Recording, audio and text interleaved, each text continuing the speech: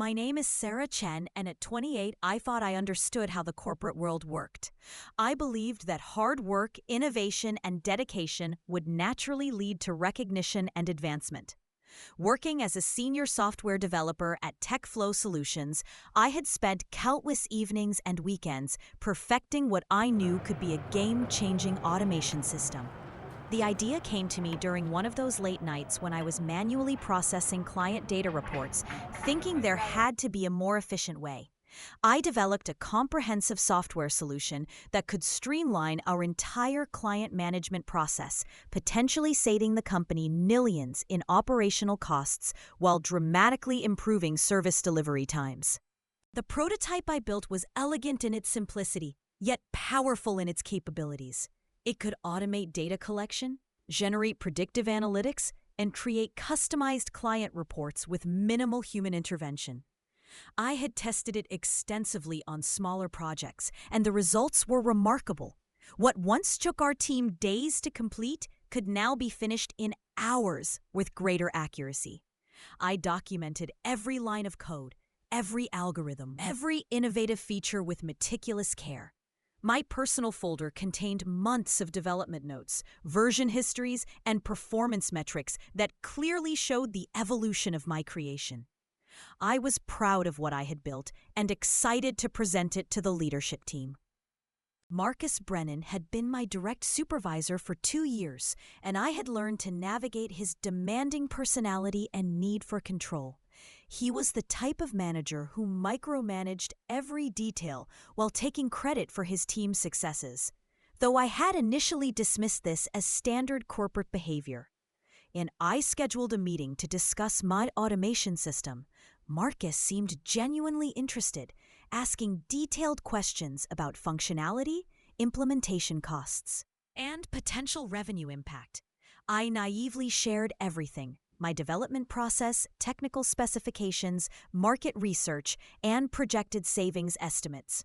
His enthusiasm felt validating, and I believed I had finally created something that would establish my reputation as an innovative problem solver within the company. The quarterly board meeting arrived 3 weeks later, and I assumed Marcus would present my system as a collaborative effort or at minimum acknowledge my contribution. Instead, I watched from the back of the conference room as he unveiled his revolutionary automation platform to the CDO and board members. Every feature I had painstakingly developed was presented as his original concept, complete with slides that used my exact technical diagrams and performance data. The CEO, Jennifer Walsh, was visibly impressed, praising Marcus for his visionary thinking and exceptional technical expertise. When she announced his immediate promotion to Vice President of Innovation, along with a substantial bonus package, I felt the floor disappear beneath me.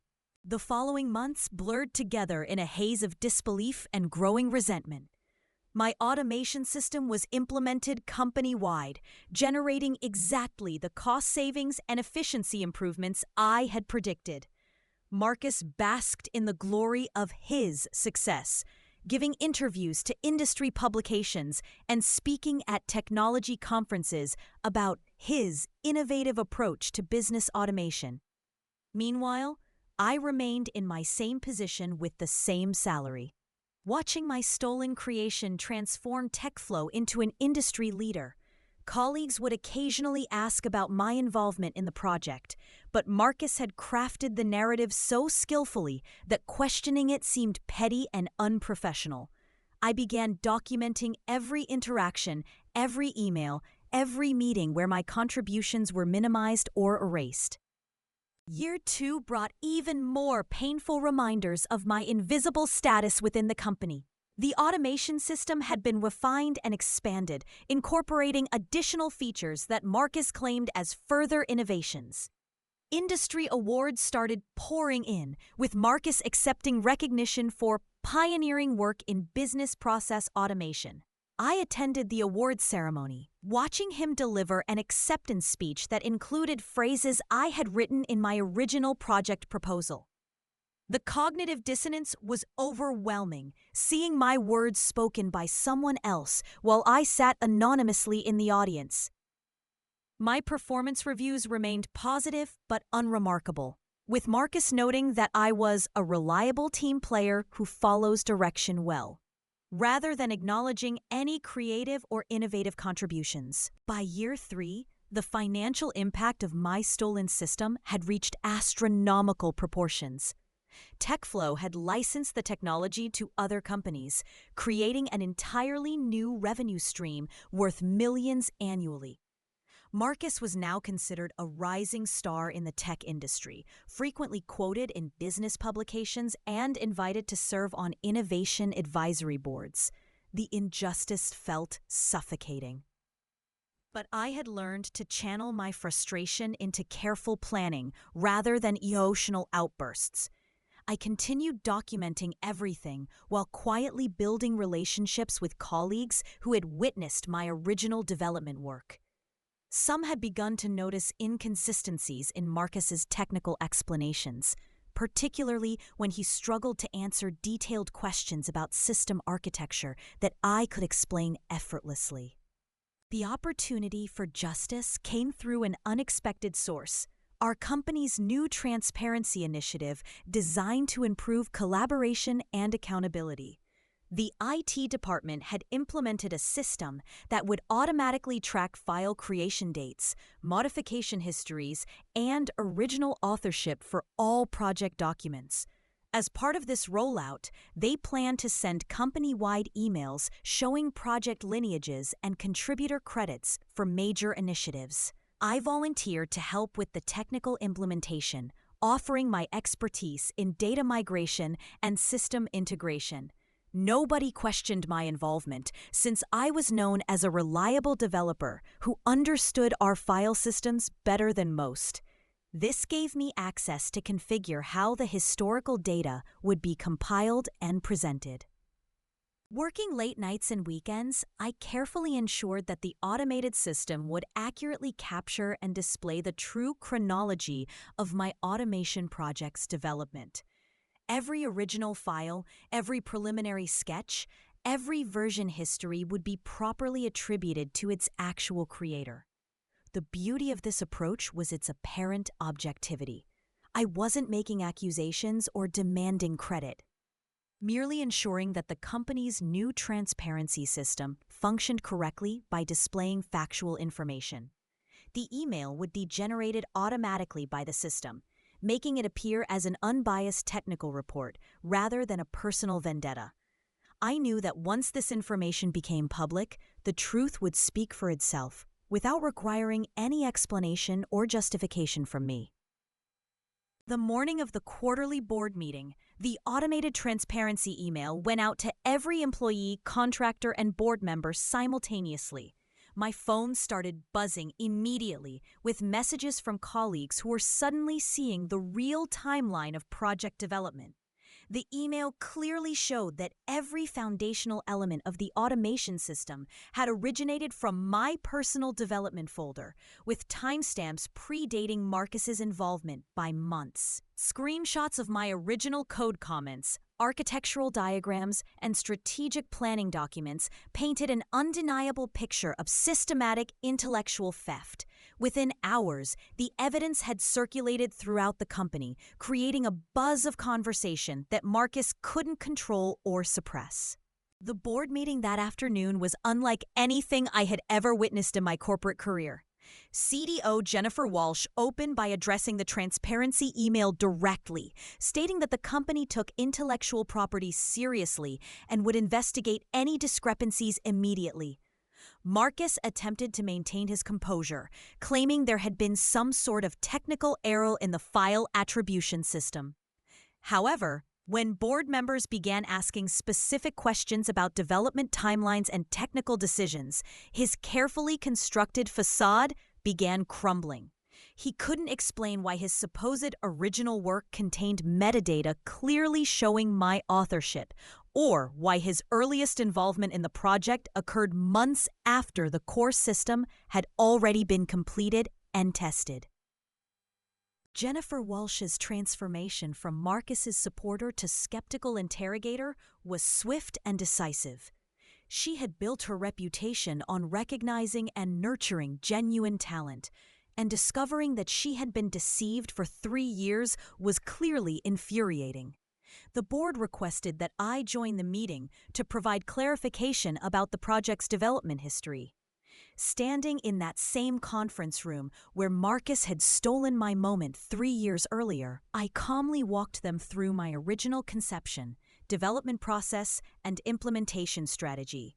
Unlike Marcus's vague explanations, I could answer every technical question with specific details because I had lived every aspect of the system's creation. The contrast was stark and undeniable. The immediate aftermath moved with corporate efficiency that surprised even me. Marcus was suspended pending a full investigation, though everyone understood that the evidence was too overwhelming to dispute. Human Resources conducted interviews with team members who corroborated my account of the original development timeline and Marcus's pattern of claiming credit for others' work. The investigation revealed that my case wasn't isolated. Marcus had been systematically taking credit for various team innovations and contributions throughout his tenure. This discovery transformed what could have been seen as an interpersonal conflict into a serious matter of corporate integrity and leadership ethics that demanded swift action from the company's executive team. Within 2 weeks, Marcus was terminated for misconduct, with the company announcing internally that they had discovered discrepancies in project attribution that violated our core values of integrity and recognition. I was promoted to Director of Innovation, inheriting both Marcus's former responsibilities and his corner office. The promotion came with a substantial salary increase, stock options, and a formal apology from Jennifer Walsh for the years of overlooked contributions. More importantly, I was given complete autonomy to build my own team and pursue innovative projects without the fear of having my work stolen or minimized. The system I had created was officially reattributed to me, with my name appearing on all documentation, patents, and licensing agreements moving forward. The industry recognition that followed felt surreal after years of invisibility. Tech publications wanted to interview me about my automation innovations, and conference organizers invited me to speak about business process optimization. What struck me most was how naturally these opportunities felt. I could discuss every technical detail and strategic decision because they were genuinely my own thoughts and creations. Unlike Marcus's uncomfortable deflections when pressed for specifics, I spoke with the confidence that comes from authentic expertise. The speaking engagements and media attention helped establish my reputation as an innovative technologist, opening doors to consulting opportunities and strategic partnerships that benefited both my career and TechFlow's continued growth and success. Looking back, I realized that the 3 years of frustration and injustice had taught me invaluable lessons about corporate dynamics, personal resilience, and the importance of strategic thinking. While I could have confronted Marcus directly or complained to HR earlier, those approaches would likely have resulted in interpersonal drama that could have damaged my reputation and career prospects. Instead, the patience to document everything and wait for the right opportunity created a situation where the truth revealed itself through objective evidence rather than emotional accusations. This approach not only restored my rightful credit, but also exposed a pattern of unethical behavior that protected future colleagues from similar treatment. The transformation in my workplace relationships was remarkable and immediate. Colleagues who had previously seen me as Marcus's unremarkable subordinate now sought my input on technical challenges and strategic decisions. My team members, freed from Marcus's micromanagement and credit stealing, became more innovative and collaborative than ever before. We launched several new automation projects that built upon my original system, creating additional revenue streams and efficiency improvements for the company. The positive work environment we created attracted talented developers from other companies, strengthening our department's reputation as an innovative and ethical place to build meaningful careers. 6 months later, I received an unexpected email from Marcus, attempting to reconnect and suggesting we put the past behind us for the sake of future networking opportunities. His message was carefully worded to avoid admitting wrongdoing, while positioning our conflict as a mutual misunderstanding rather than theft of intellectual property. I spent considerable time crafting my response, ultimately deciding that brevity and professionalism would serve me better than detailed explanations of his impact on my career and personal growth. My reply was polite but firm, acknowledging his message while making clear that I had moved forward in my career and had no interest in maintaining any professional or personal relationship with him. The success of our expanded automation platform caught the attention of larger technology companies interested in acquisition or partnership opportunities. As the recognized creator and lead developer, I found myself in meetings with executives from Fortune 500 companies discussing licensing deals worth tens of millions of dollars. These conversations were both exhilarating and validating, representing the culmination of years of hard work and innovative thinking. The financial benefits were substantial, but the professional recognition felt even more valuable after years of watching someone else receive credit for my creations. Jennifer Walsh made sure I was included in all strategic discussions, treating me as the subject matter expert and key stakeholder that I had always been. Today, as I sit in my office overlooking the city skyline, I often reflect on the journey from that initial moment of theft to my current position as a respected industry innovator.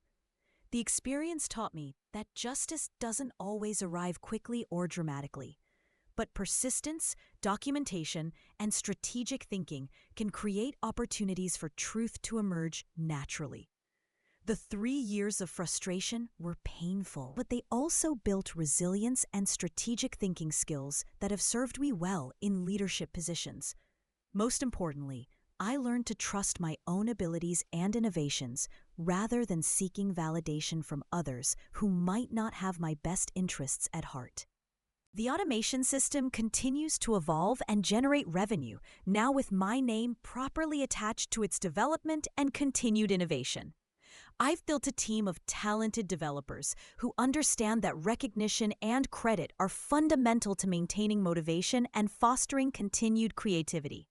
We've established clear documentation practices and collaborative attribution systems to ensure that everyone's contributions are acknowledged and protected. The culture we've created attracts innovative thinkers who want to work in an environment where their ideas will be respected and their achievements recognized, creating a positive cycle of innovation and mutual support that benefits everyone involved.